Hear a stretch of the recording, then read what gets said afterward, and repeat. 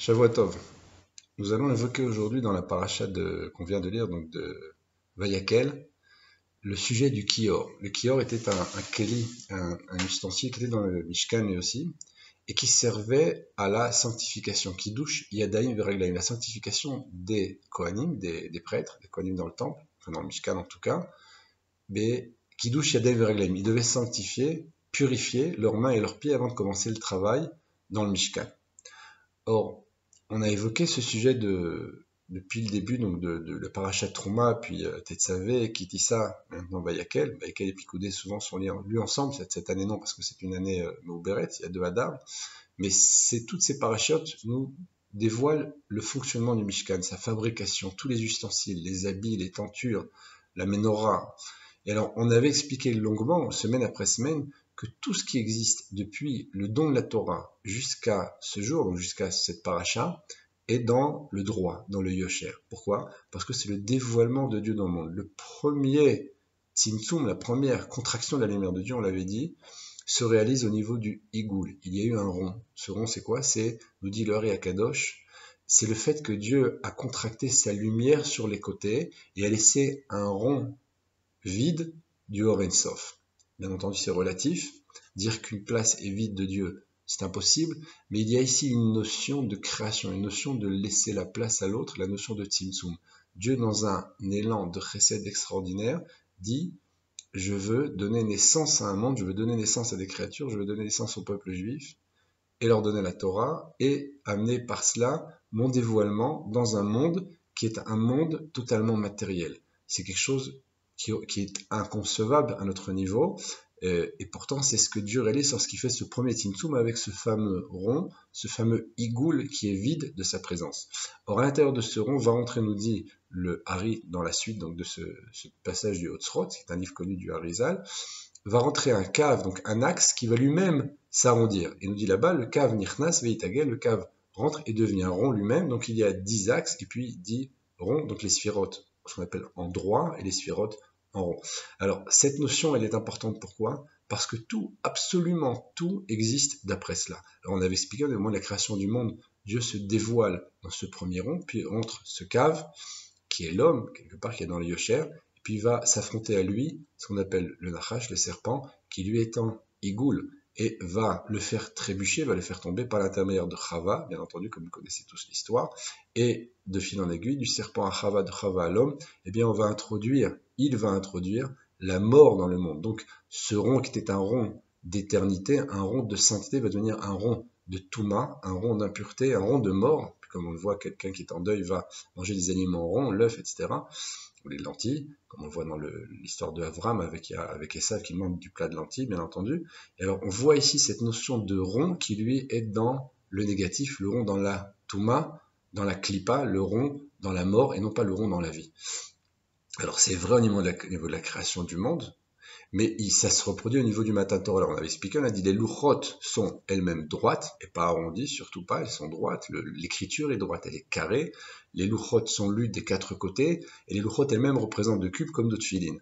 C'est pour ça que les tefilines sont mis sur la tête en droit puisque c'est un cube et puis ensuite, nichnas veitagel, cet axe-là va s'arrondir au niveau de la tête, de la même façon au niveau du bras. Le cave rentre, ici on est dans le droit, et puis itagel, il va s'arrondir autour du bras. Donc on voit que ça revient constamment dans tout. C'est l'homme et la femme, l'axe droit chez l'homme, la femme qui va donner naissance par ce rond, parce qu'il va s'arrondir elle-même, si on peut dire comme cela, et va donner naissance à une nouvelle génération. C'est ce qu'on voit justement dans cette paracha. Alors qu'est-ce qui est intéressant ici? C'est que tout ce phénomène qu'on a vu depuis Trouma, Tetzavé, Kitissa, se termine ici avec Vayakel. Et alors, on a un texte intéressant du Admor Hazaken dans le livre qui s'appelle Hayom Yom, et qui nous dit la chose suivante. Il dit comme cela, Rabbeinu Hazaken Amar, Rabbeinu Hazaken a dit, Betrumat Mishkan Ayuzav Vachesef Udrochet. Dans les dons, dans les offrandes qu'il y avait pour le Mishkan, il y avait de l'or, de l'argent et du bronze, ou de l'airain. Velo Yadavar Amavrik, et là, Marot Atzavot. Il n'y avait rien qui brillait comme les miroirs des femmes. Pourquoi? C'était un métal en fait poli de façon très très forte, puisqu'il n'y avait pas la notion de miroir comme aujourd'hui, la fabrication des miroirs qu'on connaît. Donc c'est un métal poli de façon très très puissante pour qu'il renvoie l'image de ces femmes qui s'y regardaient. Alors ce qui est intéressant, c'est que de ces miroirs, ont été faits l'ustensile qui servait à la purification des Kohanim avant qu'ils rentrent dans le Mishkan pour faire le travail. Donc il y avait Kiddush Yadayim Veraglaim, ils sanctifiaient, ils purifiaient leurs mains et leurs pieds avec ce Keli qui était rempli d'eau. Et donc il continue, Akiyor Vekano Em Abaim Bacharona Bekol Keli Mishkan. Alors on a vu maintenant depuis, on a dit, Trouma, etc., peut-être c'est avec Kitissa, tous les ustensiles, on a vu les louchot, on a vu la menorah qui elle aussi est en droit. En Alarson, nous dit Rashi, le Rambam fait un dessin parfait comme ça avec des traits, il n'y a pas d'arrondi là-bas. Et alors on voit à la suite, donc le Mishkan lui-même est totalement droit, ce sont des lignes pures, droites, ce sont des rectangles, carrés, tout est là-bas symétrique. Et tous les kélim, la table elle-même, les pains, même qui sont sur la table, sont carrés, ce sont comme des lingots, quelque part, un petit peu une forme de lingot, ils sont rectangulaires, ils ne sont pas arrondis, il n'y a rien de rond là-bas. Et alors, on continue, Becharona, Bekol Kli Mishkan, on dit que, Admor Zaken dit qu'on voit ces kélim-là, on voit le kior et le kano, donc le kior qui sert donc pour purifier, pour sanctifier les Kohanim puisqu'ils contenaient de l'eau, et son support sont eux les derniers dans l'ordre des parachiotes. On les voit les derniers mentionnés. À tel point d'ailleurs que Rashi est pratiquement totalement absent dans ses commentaires dans la paracha de Vayakel, dans la mesure où il a déjà tout expliqué précédemment. Il n'y a pratiquement aucun Rashi dans toute la paracha, à l'exception bien entendu de Rashi, d'un Rashi très connu qu'on va évoquer bientôt, tout de suite, bientôt, sur le Kior et le Canon. Tashmisho ou Berosh Kol Avodat Mishkan. Alors l'Admor Zaken, bien qu'il soit le dernier mentionné dans l'ordre des ustensiles dans le Mishkan, il est le premier dans l'utilisation. C'est-à-dire que le Kohen doit, avant de servir dans le Mishkan, d'abord purifier, sanctifier ses mains et ses pieds, puis ensuite peut commencer le travail. Donc on voit ici un ustensile qui est mentionné le dernier dans la Torah, dans les parachutes en tout cas qui parlent du Mishkan, mais qui est utilisé en premier par le Kohen. Et tout ça, pourquoi nous dit le Admor Zaken à la fin, un texte bien connu qui est ramené souvent en Chassidut et en Kabbalah, Kinaoutz, Trilatan, Besofan, parce que la fin est reliée au début. Et quand on dit la fin est reliée au début, eh bien on a immédiatement cette image du rond, puisqu'on revient au départ. Et ce qui est intéressant, c'est que le Kior, à l'encontre de tous les autres Kélim, a lui une forme absolument ronde. On voit d'ailleurs même dans le Mikdash, ce qu'on appelle le Yam, la mer, d'accord, la mer dans la notion de mer dans laquelle on nage, de Shlomo HaMelech a une forme ronde, absolument ronde. C'est un grand bassin avec 12 taureaux, 3 de chacun des côtés. Il y a 4 côtés qui sont posés là-bas. Et alors on voit ici un keli qui est aussi pour la purification, la sanctification, et il est totalement rond. Donc on voit ici la notion d'eau, on voit la notion de rond, et là on revient à quelque chose de premier, puisque on a compris, on avait expliqué longuement, que ce rond devient lui-même droit pour devenir encore un rond. Alors c'est quoi ce premier rond? Eh bien c'est la notion d'eau qui existait avant même la création du monde, puisqu'on dit que Ve'aretz haïta tohu vavu, la terre était tohu bohu, on dit en français, Ve'rocher meteom, et il y avait l'obscurité sur l'abîme, Ve'ruach Elokim merachefet apnei hamayim, le souffle de Dieu planait sur la surface des eaux. On n'a pas encore parlé d'eau, on n'a pas parlé de création, on n'a pas parlé de monde, on a déjà de l'eau. Alors les commentateurs, et en général le Baal HaTurim, qui est retenu pour ce commentaire qui ramène lui-même un midrash de Bereshit Rabbah, dit Ve'ruach Elokim merachefet apnei hamayim, c'est quoi ce souffle de Dieu qui planait sur l'eau? Eh bien, Zerucho shel melech HaMashiach. Alors en quoi c'est intéressant? C'est que cette notion de rond est une notion féminine. On a dit l'homme est en droit, le rond est féminin. Alors nous dit ici l'Admor Zaken, la fin est reliée au début. C'est-à-dire que je vois ici quelque chose de premier qui est le rond, donc c'est Dieu qui se dévoile, puis je vois ce Mishkan, cette menorah, cette table, ces tentures, ces louchot, tout est dans le droit, tout est dans l'axe parfait, et puis le dernier Keli qui sert en premier, puisque c'est la purification, comme le matin, avant de se lever du lit, on va faire Netilat Yadayim, on ne peut pas commencer la journée sans faire ce Netilat, ce Modéani, cette sanctification première qui donne naissance après tous les travaux de la journée, eh bien c'est ce que fait le Kohen avant de commencer son travail, il va faire Netilat Yadayim Veraglaim, il va sanctifier ses mains et ses pieds, puis il pourra commencer le travail. Et alors, ce Keli apparaît en dernier dans les parachiotes, mais en premier dans l'ordre du travail. C'est exactement la même chose. Il y a un rond premier, c'est comme ça que Dieu contracte sa lumière, puis va rentrer l'axe, tout le Mishkan, tous ses Kelim, tous ses ustensiles, puis de nouveau le Kior, donc ce fameux Kior, et son support. Et alors là où c'est intéressant, c'est que si on regarde bien, c'est absolument toute la création qui est comme ça. Pourquoi? Parce que nous dit le Hari là-bas dans le même texte, le monde était rempli d'une lumière qui s'appelle le Or Ein Sof, la lumière infinie. Or Pashut, une lumière qu'on traduit par simple dans le sens où c'est quelque chose de pur, il n'y a pas ici de déformation. Donc c'est la lumière de Dieu telle qu'elle est dans son absolu. Donc Or Ein Sof commence avec la lettre Aleph. Or Ein Sof, Aleph, Aleph. Suite à ça, j'ai Bereshit. Je commence avec le Bet. On sait bien qu'avant ce bête, beaucoup de Mefarchim m'expliquent cela, il y a quelque chose avant, bien entendu. On est qu'au bête, on est qu'au bête de Bereshit, ce qui est avant, c'est quelque chose qu'on ne maîtrise pas. Donc Sorentsov va rentrer, va devenir Bereshit. Que fait Bereshit? Bara Elohim et Hashamayim. Il a créé le ciel et la terre. La terre est dans le rond. Cette terre s'appelle Adama. Mazé Adama, c'est la terre qu'on connaît. De là va naître quelqu'un qu'on appelle Adam. Adam, Mina Adama, homme. Pourquoi? Parce qu'il est pris de la terre, c'est la même étymologie. Donc ici j'ai le Orensof, la lumière infinie. J'ai Bereshit, donc j'ai mon premier rond qui est la terre. Et de cette terre-là qui est le globe, on va prendre la matière qui est la matière de la glaise de la terre. Et là va être fabriqué Adam qui est lui dans le droit de Adam, de lui, donc de cet homme-là, va naître la première femme, puisque c'est une côte de Adam qui va être prise d'après le Passouk. Et on voit de là que la femme qui est dans le rond naît elle-même de l'homme qui vient lui-même de la terre. Donc j'ai ici le Orensof, la lumière infinie, j'ai le rond premier qui est la terre, la matière terre qui va donner naissance à Adam, qui est Adam Mina Adama, et de l'homme même va naître Chava, la femme. Donc rond, droit et rond. De façon tout à fait simple. C'est ce qui se passe aussi dans la création elle-même. Dieu va créer le monde. Donc il va y avoir cette planète, encore une fois, ce globe, puis il va apparaître le lendemain, Vayehi, or, et vient ici la lumière. Donc c'est le cave, cet axe droit dont parle le Hari là-bas dans le livre, en disant cette lumière pure, droite, cette lumière parfaite, très raffinée, c'est la lumière qui est créée le deuxième jour, après que Dieu a créé le ciel et la terre. Donc on voit ici cette lumière. Puis vient ensuite encore une fois le rond, puisque va donner naissance encore une fois à toutes les créatures, et puis à cette eau qui va apparaître ensuite, les mers, etc., toutes ces notions qui sont dans le rond, elles aussi, dans la création. Et ainsi de suite. Tout va fonctionner comme ça. C'est ce qui se passe au moment de la sortie d'Égypte. Il y a encore une fois le Orensof, Dieu qui se dévoile, il dit c'est moi, Ani velo malach, Ani velo saraf, c'est moi et personne d'autre, ni un ange, etc. Puis il va y avoir le dévoilement dans le droit, on va avoir cette sortie d'Égypte, et puis on va voir ensuite le Matan Torah qui est dans le droit absolu, okay, on l'avait expliqué, puis il va apparaître le Hegel, le Igoul, ce fameux rond, puisque au lieu de monter un taureau, puisque le pétek, le papier qui est jeté, ce tasse qui est jeté dans l'or bouillant, est inscrit avec Aléchor, monte le taureau, c'est pas un taureau qui sort, mais c'est un Hegel, c'est un veau. Or le veau en hébreu se dit Hegel c'est le mot Igoul. Donc on a ce rond encore une fois qui apparaît, et face à ça, quand Moshe descend et brise les louchot parce qu'il voit ce veau d'or, Dieu lui dit Ishar kochacha, que ta force soit dans la droiture de nouveau. Donc on a le droit, le rond, et encore une fois le droit, pour ensuite revenir avec des nouvelles louchot, etc.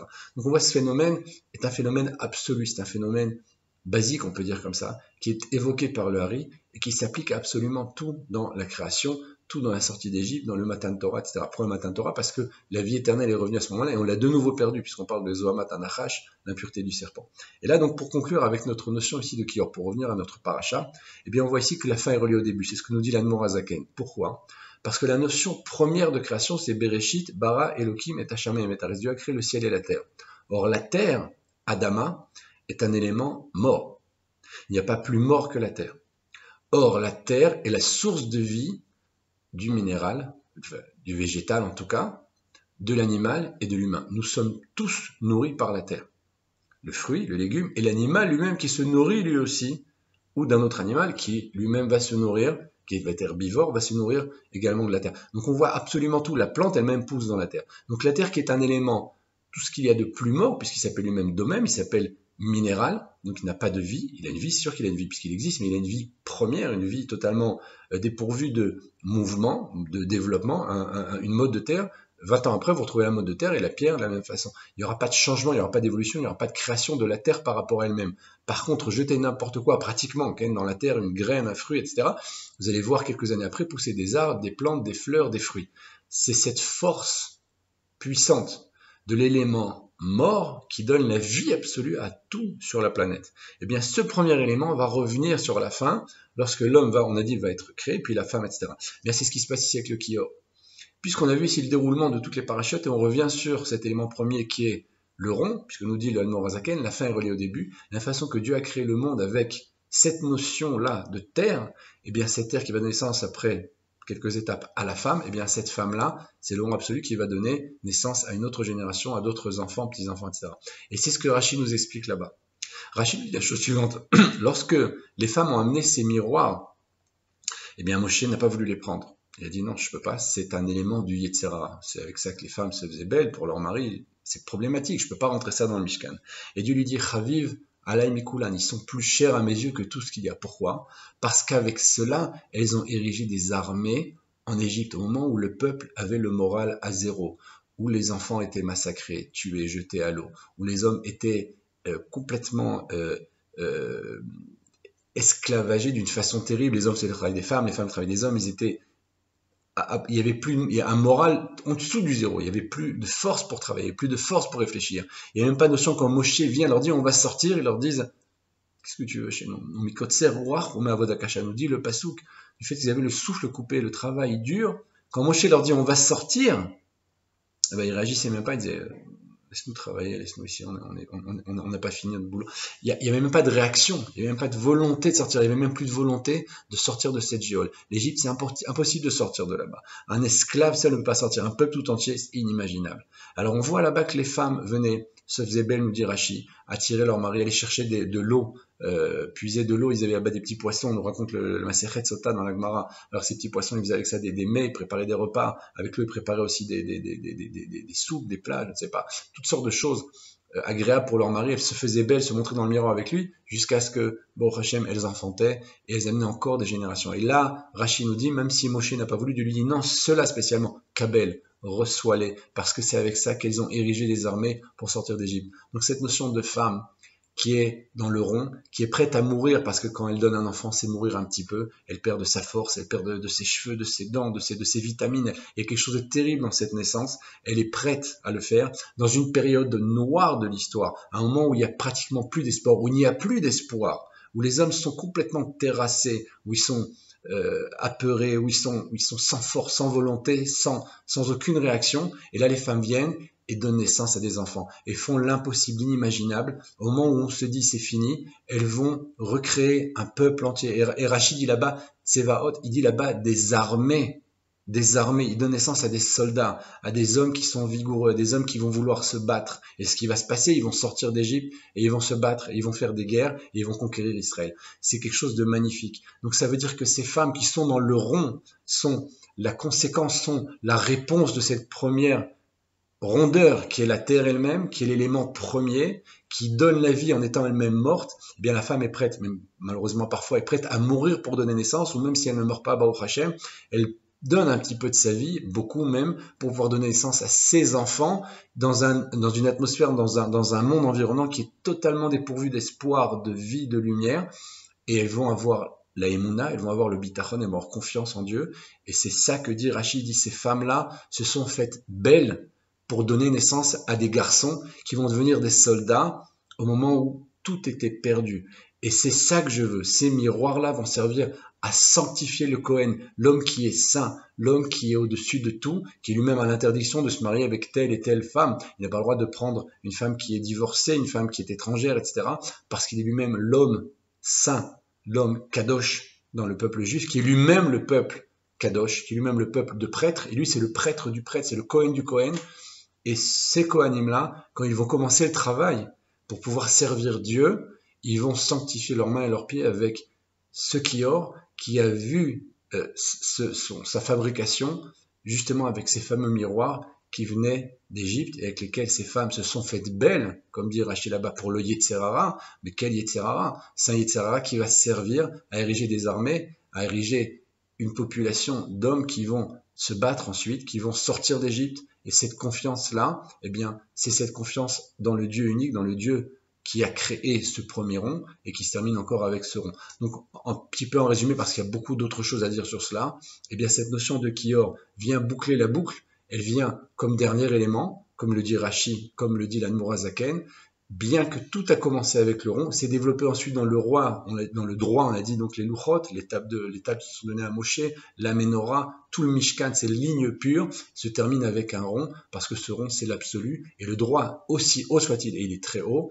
a pour origine un rond, ce rond premier où Dieu a contracté sa lumière, où quelque part il s'est caché, où quelque part il a dit je suis prêt à donner de ma vie, si on peut parler comme ça. Enfin, Dieu il n'y a pas de notion de vie et de mort chez lui, mais je donne un petit peu de moi-même, je me retire, d'accord? C'est une petite disparition virtuelle, parce que Dieu disparaît de nulle part, il est présent partout, et cet élément-là qui s'appelle le rond, eh bien c'est moi qui me retire.